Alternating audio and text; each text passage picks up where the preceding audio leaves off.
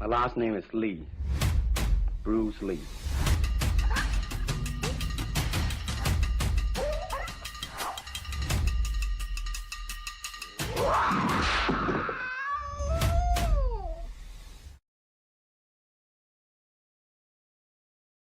Bruce Lee, la potencia de pegada. Entre los mitos que rodean a Bruce, uno de los más célebres es su famoso puñetazo de 1 pulgada. Para muchos parecía magia. En realidad, era ciencia aplicada al cuerpo humano.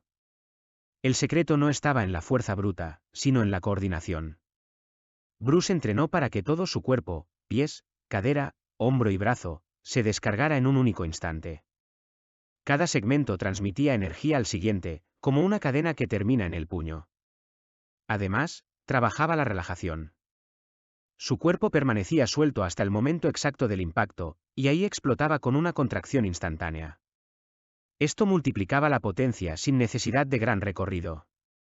Bruce había comprendido que la fuerza verdadera no se mide en músculos, sino en economía de energía.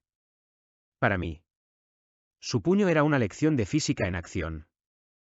A día de hoy esto sigue siendo objeto de análisis, por lo que hacía falta un pequeño estudio como el que publicó. 1. Filosofía de la potencia.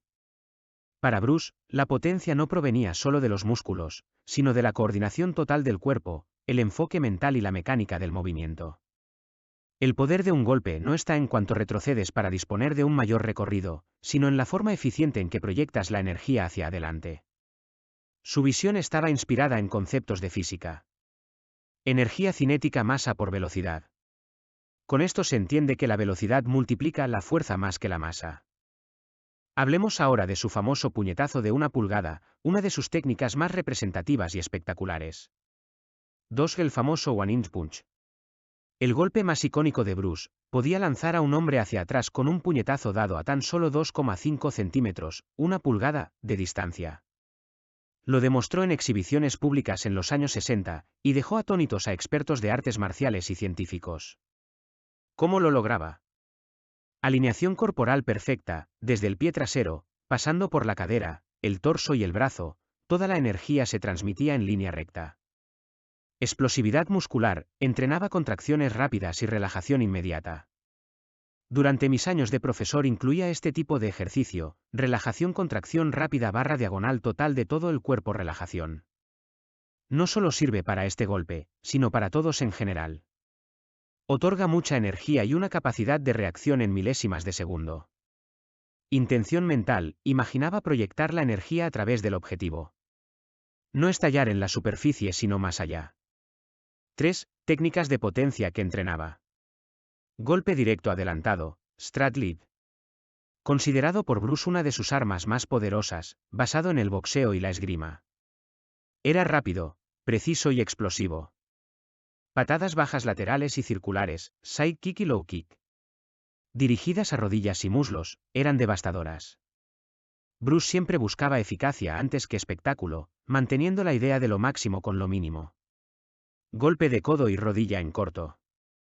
También usaba su cuerpo compacto y explosivo para generar impacto en distancias cortas. Aquí también interviene el principio del golpe de 1 pulgada. Tomemos conciencia del trabajo tan analizado y exhaustivo de Bruce para alcanzar este objetivo. Esto es lo que lo hace un artista marcial y luchador tan excepcional. No ya las cualidades, sino el trabajo duro es lo que separa a un deportista convencional de uno de élite. 4. Entrenamiento para desarrollar potencia. Isométricos, Bruce entrenaba con posiciones de fuerza estática para ganar capacidad de contracción explosiva. Pesas y fuerza funcional, no buscaba volumen, sino potencia aplicada. Usaba curl de bíceps, press de banca, peso muerto, pero con series enfocadas en rapidez y control. Golpear con mancuernas ligeras, lanzaba jabs y directos con pesas pequeñas para desarrollar velocidad con carga. Saco pesado, entrenaba no solo la resistencia de brazos y piernas, sino también la transferencia de energía total del cuerpo.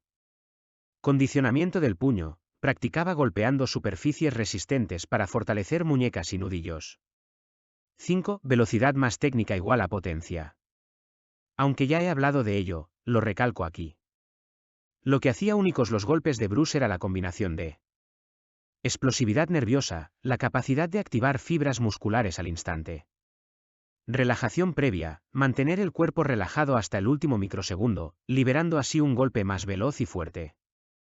Cadena cinética, cada parte del cuerpo participa, desde el pie hasta el puño. Vuelvo a repetir que al dar un golpe, Bruce no movía solo el brazo, rotaba la cadera, giraba el torso, empujaba con la pierna trasera y descargaba todo en un solo punto. Si hablamos de ejemplos documentados de la potencia de Bruce en la pegada, recordemos la demostración con el One Inch Punch, el puñetazo de 1 pulgada, en 1967, en Long Beach, donde derribó a un hombre mucho más pesado que salió despedido varios metros. Y sabemos que era capaz de mover sacos de 135 libras, 60 kilogramos, con una sola patada.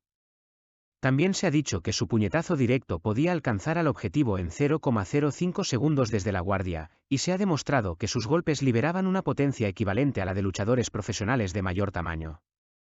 Es evidente que para Bruce la potencia era la capacidad de expresar energía concentrada de forma precisa en forma de un latigazo rápido, flexible y devastador. Legado de su pegada.